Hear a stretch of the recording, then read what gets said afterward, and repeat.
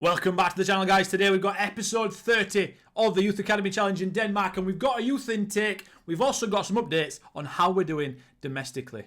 After 21 games, guys, we are top of the league. Yes, you heard it right. We are top of the league. This has been our best season by a mile. Now, I know that we're only 3 points away from being in 5th place.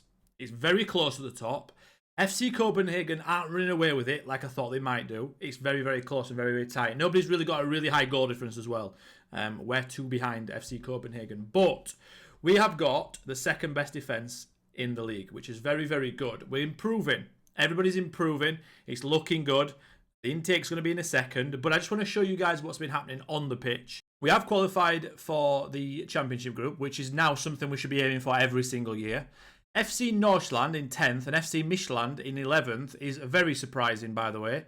FC Midtjylland look like they're going to get relegated.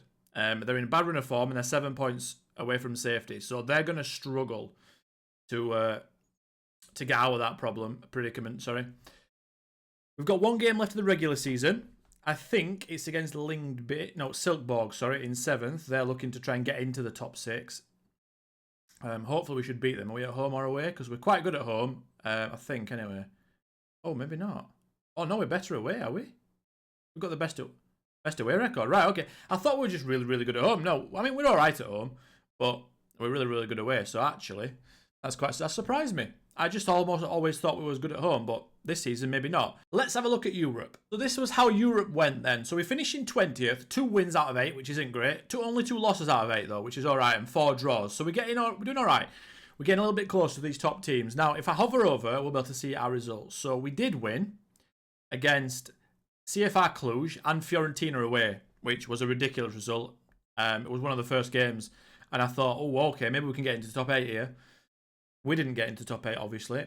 And then in the 4 draws, we drew against Wolfsburg 0-0, Sporting Lisbon 0-0, Brighton 1-1, and Bilbao 3-3. The Bilbao game was a tough one because we scored in like the 90th, and they scored in the 95th to equalise. I thought we'd won it. And then we lost against Trabzonspor and AZ. AZ was the first game. Trabzonspor was a bad loss. I expected us to win that one, I'm not going to lie. So, a couple of results that I didn't expect, and a couple of bad results that we also didn't expect. So, it probably evened itself out in general. I probably would have changed the Trabzonspor to a win and the Fiorentina to a loss, and it probably went out. I thought it would do. But yeah, we finished on 10 points. 2 points clear of IFK and Naropkin.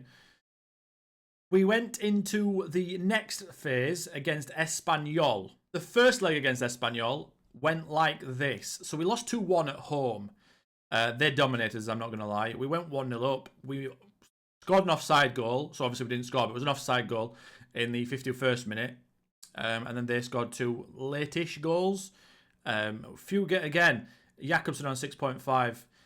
Gartenman there, not helping me out on a 6.2. 2 of my best players, not Hansen, another one of the 4-star players. I've got a couple of 4-star players now. We've got Argerson, Gartenman, Hansen, and Jakobsen. So basically 4 out of my front 5 from midfield onwards. And only Argerson had a good game there. Those 3 let me down. If any of those 2 of those 3 have a good game, we might end up winning the game. So it's a lot about consistency. I think these guys have got problems with their consistency and big matches, which is a problem. So I'm hoping as they get older, they can hopefully improve those attributes. So let's have a look at the second leg. Here's the second leg then. We did win the second leg 4-3, but we lost on penalties. Hansen missed a penalty and Jakobsen missed a penalty. Again, I know they scored in the game. Well, Jakobsen scored in the game. Argerson scored 2 again. I think Argerson has got very good big game capabilities. He always seems to do quite well in big games. It's the other guys. Now, I know Jakobsen there got 7.9, but he missed the penalty. I think it's maybe Hansen that's the problem and Gartenman. I think those 2 are the bigger problems. They're very, very, very, very, very good. But when it comes into these massive matches, they struggle a little bit. So, yeah, we went into extra time. They scored, and then we scored in the 115 straight after, which was really nice.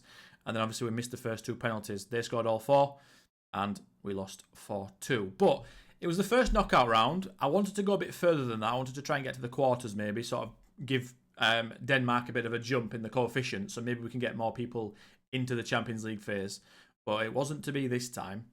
But that is where Europe ended. We also have a look at these results as well. We've just lost the last 2 games in the league away from home. Now, that might be why I started the video and said we've got a bad record away. just because we lost those 2 games, and there was the most recent in memory. But yeah, very tough. Randers, we got battered. I'll be honest, we did. They battered us from start to finish. 3.5. This is probably one of the biggest batterings we've ever had in the top division. We didn't have a shot on target. They had 3.5 XG. Just absolutely rattled us from start to finish. It was just ridiculous. Can't complain. If that happens, you just have to hold your hands up. The better team won. And then we also lost to Visual here. Again, they deserved it. So maybe there's something that needs to be changed tactically. Maybe it's just swung a little bit, and now we're expected to maybe win games against these sort of teams. And they've sat back a little bit and counter-attacked us. But yeah, we'll see. We'll see. I might need to make some changes, though, going forward, especially away from home. But if we'd have won those 2 games, I know it's a big if, because obviously you can't win every single game, but if we had have won, we would literally be 7 points clear right now. And that is the takeaway from this, because it feels like we had a good opportunity, especially with Copenhagen losing 5 out of their first 21 games. I think they only lost 2 out of the last whole season in 30-odd games. So I thought we might have had a chance with them doing that. And I do think Copenhagen will eventually end up taking the top spot. I'm hoping to try and keep hold of the 2nd or 3rd spot. That would be nice. Top 3 from now on is where our aim is going to be. It just has to be, because we have to get into Europe. Because if we want to keep paying players a bit more, if we want to keep getting facility upgrades, which we have been doing, we need European competition. Speaking about finances, we have only got 5.6 million in the club now. We have just got another another upgrade. I'll show you the upgrade. If I go to Vision and then we go to Board, we have got the training facilities again in progress. We've just finished the training facilities as well. We've also finished every single one of our coaching courses now, which is really, really good. And yeah, so our facilities now are excellent training facilities and great youth facilities. Last time I think we was here, it was good and good. So good went to great, and then this one also went to great, and then it went to excellent. So there's been 2 since the last video on training facilities and 1 on youth facilities. Now the youth facilities one, I don't think it can go any higher than great right now, because we're only 3-star reputation. Once we get to 3.5-star reputation, which is going to be tough, but I think we have to probably win the league to do that, then we can upgrade again. I think it goes to excellent youth facilities as well, and then superb, and then I think it's state of the art. But youth facilities are linked with reputation, so that's something to keep an eye on. And remember, if you guys are struggling to upgrade it, if it's not giving an option, that is why. Right then, enough rambling, enough talking about the season. Let's have a look at this youth intake. Here we are then. The preview, by the way, wasn't very good. It was a bunch of C's. There was no B's or A's. So it was, I forgot to take a picture of it, but just trust me, there was no A's, no B's. I think there was 4 C's at the top, and then the rest were D's, E's and F's. So I'm not expecting a good intake again. I don't entirely know what's happened to these intakes. Now, I obviously knew you can't keep getting 5-star players all the way through. I understand that. A few people in the comments, or one person in the comments said that in the last youth intake, I said something like, just 3 elite talents. I did say that, and I understand how it comes across. But if you're playing a normal save where you're signing players, your team will be better, quicker. Your youth intake players will be rated against your first team players. My first team players are nowhere near as good as you guys as players who are playing normal saves where you're making signings. So your intakes are not going to be very good, or they're not going to look very good. Mine are going to look good because I don't sign any players. That is what you need to remember. So hopefully we get a couple of elite talents, because that only means they're as good as my players right now. 5-star player for me right now is as good as I've got right now, or a little bit better than a few players, especially in attacking areas. That's it. Doesn't mean they're going to be Messi or anybody like that. It just means they're going to be a bit better than what I've currently got. So 5-star is really what I need. Once I get to like competing at the top end of the Champions League, then 4-star players are fine. So let's hope that there's some 5-star players in here. 1, 2, 3. Okay, so we have got 3. That's nice. A goalkeeper, which is interesting. A right winger and another striker. Okay, well, he can also play in central midfield, actually. So, I wanted a centre-back. I wanted as well a left-back. But not to be. I wanted a proper left-back and a proper right-back. More a right-back, actually, because we're playing currently a right-back in Dillon, who is end of his potential. And also, we're playing Vindal, who's actually a DM. He's not really... He's good at defending, but he can't really attack. So I do want some flying wing-backs. If we're going to change formation, I need flying wing-backs. It's as simple as that. Right now, I don't have them, so I can't change formation. The intake as well is only 2.5 stars. You guys can see that. So let's have a look. Okay, then. Let's sort by potential. So the 3 guys at the top, I've got decent personalities. Fairly loyal is not amazing, but fairly determined is quite good, and determined is very good. It's very obvious as well that since we've upgraded the youth recruitment, now we are getting players from all over Denmark. It's no longer just players from Sleelse, they're from everywhere. As you can see by the birth city there. There's not many players like this guy here, Avdic, the centre back. He's not going to get signed up. So it looks like it's only going to be the top 3 that we sign up. I think that's fair because this guy's unambitious. 3.5 stars, no chance of getting anywhere with that. Egdal, the left back, might sign him up and take a chance on him. Do you know what? I'm going to take a chance on Egdal. Just in case his potential goes up and he could potentially be a flying wing back, like I said. £50 a week. I'll take the risk on that. Because even if he goes up to 4.5 stars, we might potentially have a decent left wing back on our hands there. Because he actually can play that position quite well. He would be perfect starting attributes for what I wanted. If he was 5-star potential, I'd be very, very excited. But like I said, let's take a chance on him. So let's go to the first one then, and we'll go to Thies Thrana. Is it Thies or Thies Thrana? I'll go with Thrana. 6'1", 16 already, so we can go straight into the first team if I want him to. Centre midfield, right wing, striker. Let's have a look at Thrana. Good mentals. Very good mentals. Comes deep to get ball. 13 jumping reach. Looks like a deep line forward, doesn't he? Or a centre midfield attack, maybe? Not disappointed with him at all. Consistent, which is really nice. Good technique when striking a football. He's got a bit of a competitive streak and he's a lack of balance. So we need to work on his balance straight away because it's only 4, which is pretty bad, isn't it? I'm quite happy with him. I think we could develop a decent player there. I do think he's probably going to be a centre midfielder for us right now, but we've got so many of them.